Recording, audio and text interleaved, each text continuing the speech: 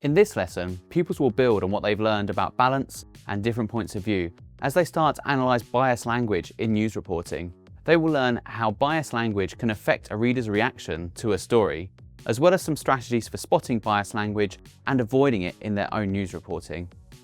Pupils will need to access 2 news reports during this lesson. Consider the best ways to share these.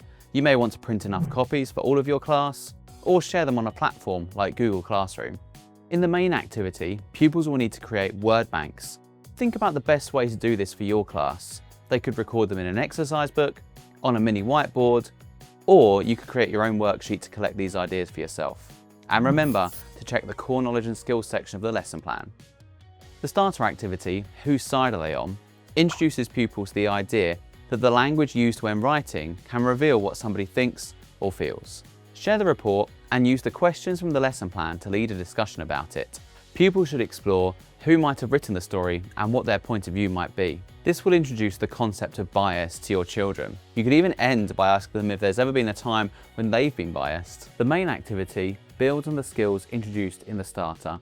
Your pupils will apply their understanding of what bias is to a real news story. Share the first report with your pupils and use the lesson plan questions to explore and discuss the bias in the report. As you ask your pupils why they agree or disagree with the different points of view, guide them towards looking at the language that's used by the news reporter.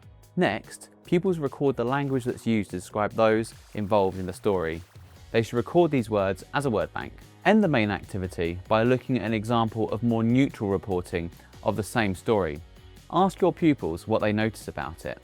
You could record some tips for unbiased reporting and display them in class for pupils to refer back to when they're writing their own story. For an extra level of challenge, there is an exercise you can do called controlling the news.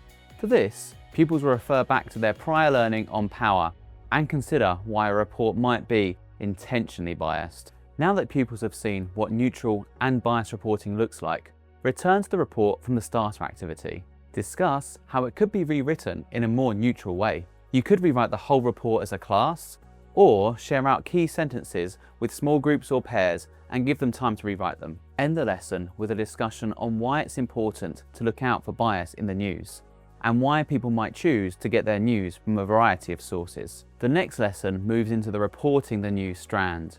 This is where pupils will start to use everything they've learned about responsible reporting as they begin to plan their own news reports.